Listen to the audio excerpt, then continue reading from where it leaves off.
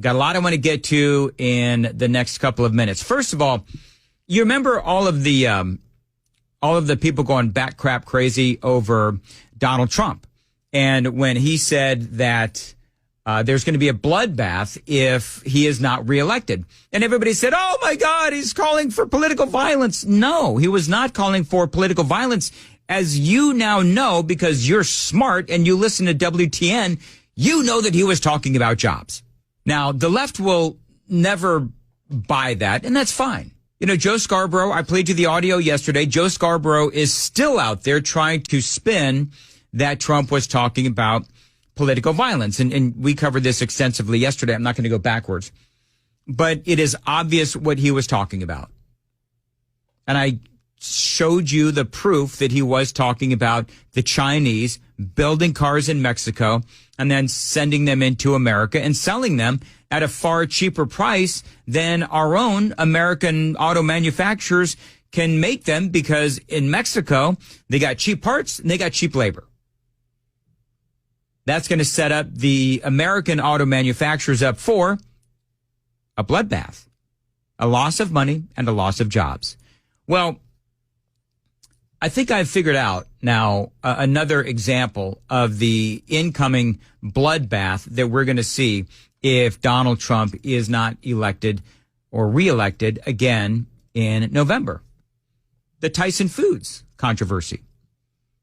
Because if it looks like what's going to happen is Tyson Foods, if their past example that we've been reporting on is any indication of their future activity and their future plans, there's going to be a massive amount of jobs lost within Tyson Foods of American workers, because they want to hire as many of these migrants as possible. I mean, you've heard the story. Tyson announcing that they're closing their plant in Perry, Iowa, 1,200 jobs gone. And they're hiring migrants literally to replace American workers. And those American workers are without a gig. And those migrants are coming to Tennessee, Humboldt, Tennessee, as a matter of fact. Now, according to Fox News via Bloomberg, Tyson had this massive job fair in New York.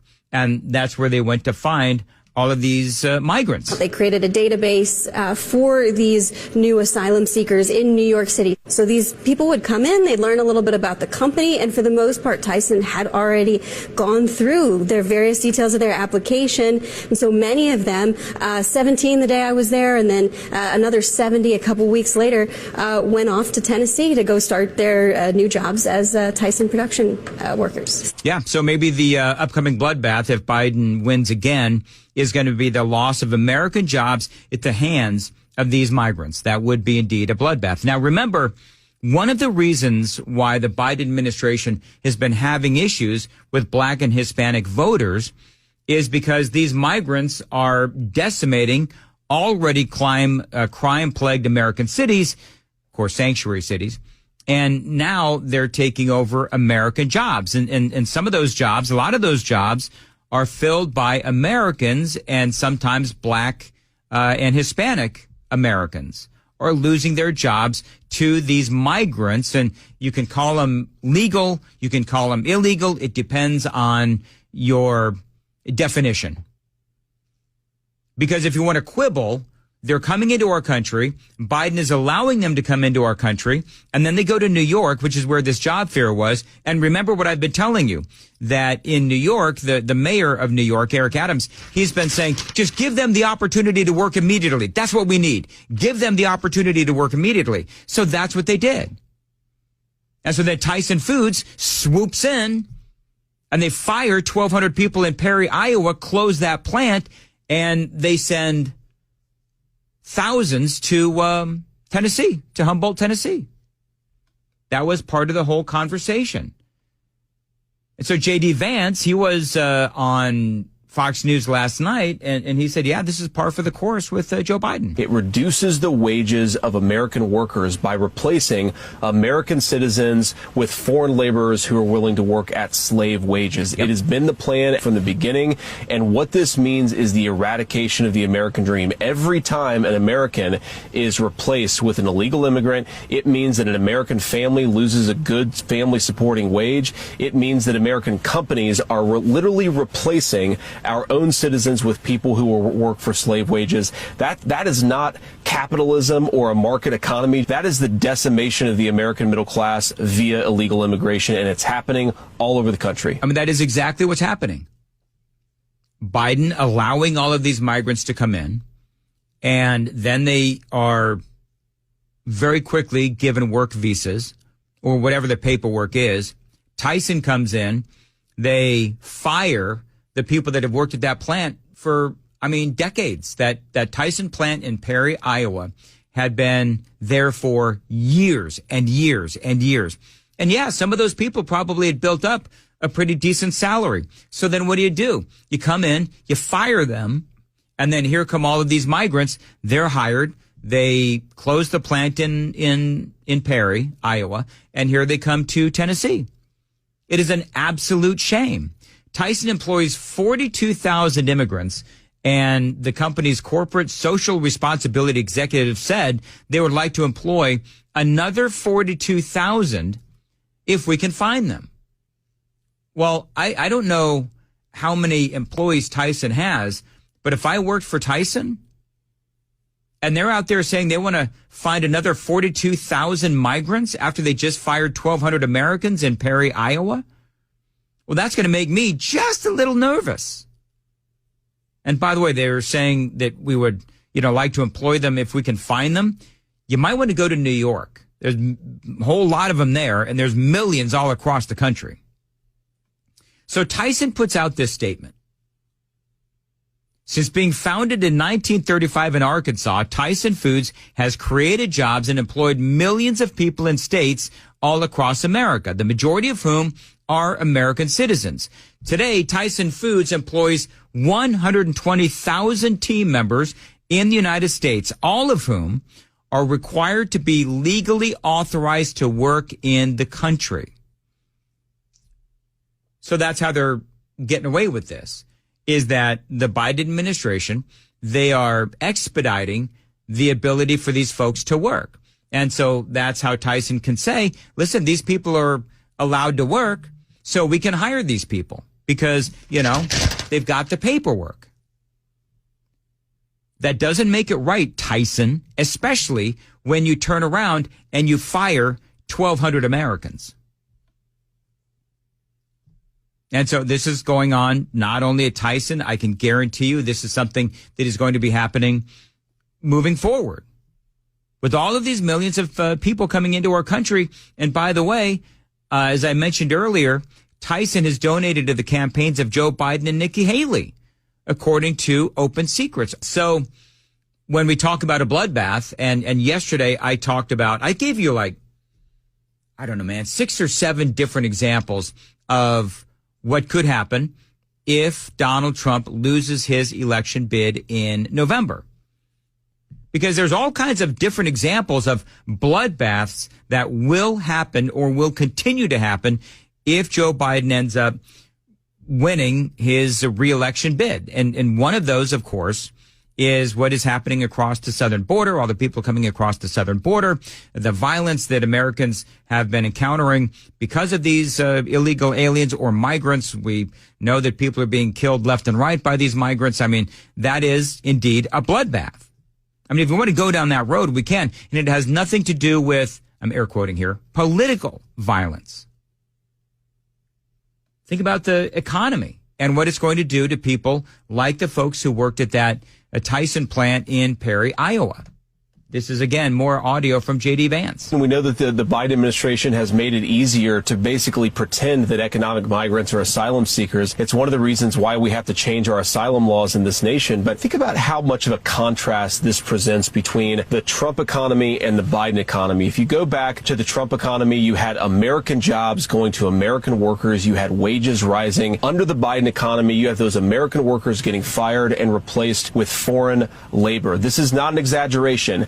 All net job creation, you heard me right, 100% of net job creation under the Biden administration has gone to the foreign-born. So we are taking an economy that produced prosperity for American citizens and turning it into an economy that produces prosperity for people who probably shouldn't be here in the first place. It's going to be a bloodbath amongst American citizens. That is exactly what it is going to be from an economy standpoint.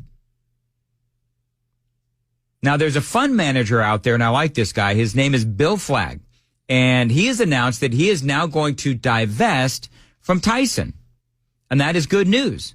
One of the few, perhaps, out there that will actually divest from Tyson. So I did some checking into this guy. Really interesting. Again, he's a fund manager, and they look for companies that honor conservative values. This was an interview that he did on Fox Business. We are focused on issues that are resonating in the political community. Right now, since we've launched, I say most of our focus has been on companies that are suppressing conservative voices or denying conservatives access to their products. Yeah. I mean, this, again, was from an interview 3 months ago, and he says that so far they're seeing really good results because, remember, a lot of these companies are now engaged in investing funds in ESG, I think it's called, and, in environmental, social governance. I think it's woke investing, basically, is what it is. I've covered it before. And this guy says that when you invest in woke companies, then you run the risk of losing your money. I mean, think about the people that invested in Bud Light or Target, for example. Look what happened to those investments. Now, Bud Light has, I think, started to recover now. But, bottom line is when you run a woke company, Disney is another one, you do run the risk of losing your money because of Americans boycotting. We have principal boycotts of 34 companies now, which represent about 25% of the S&P 500. So we exclude from the diversified portfolio the companies that we think are the most egregious towards conservative values. Yeah, that's the bottom line. By the way, going back to the migrants coming in and taking the jobs of Americans, data from U.S. Bureau of Labor Statistics show that between July and August of 2023, there was a staggering decrease of 1.2 million Native American people in the workforce. So a lot of these jobs that Biden is claiming that he created, well, he created them for migrants. And that's one of the things that you heard J.D. Vance say earlier. So, it is, I mean, I could go on and on, for hours on this topic, but it is one that is going to continue to percolate. The Republicans and the conservatives and Donald Trump, they need to make a big deal out of this story because this is what we're going to see under a second Biden term. Because now what the hell does he have to lose? I mean, he's not going to run he's not going to run for re-election. Odds are he wouldn't even make it through a second term. But the point is that if Republicans really want to continue to hammer the story of Biden's border disaster and illegal immigration, they do need to talk about this because this is exactly what people like me and Rush and many other people and hosts on this station have been saying for years about illegal immigration and the problems that will happen here in America, including lost jobs. And that is, again, what I would call a bloodbath. It is 8:22 on Super Talk 99.7 WTN. Ken Weaver, what's coming up at 8:30? Should Tennessee voters decide whether to legalize the sale, possession, and use of medical marijuana? Also, the story of an unholy hit job. A California preacher allegedly wanted his daughter's boyfriend rubbed out. We'll tell you about it at 8:30 on Super Talk 99.7 WTN. Hey, by the way, I'm not typically one to call for boycotts. I don't know if I ever have. But if you're interested in boycotting Tyson, again, I'm one of those. I give you the information, man. You make up your own mind. But if you want to know what companies to boycott related to Tyson, I've had some folks hit me up on the Members Nutrition Super Text line and also my social media. Go to my Twitter feed at Dan Mandis Show, and I tweeted out this morning a story that has all of the information, including the subsidiaries of Tyson as well.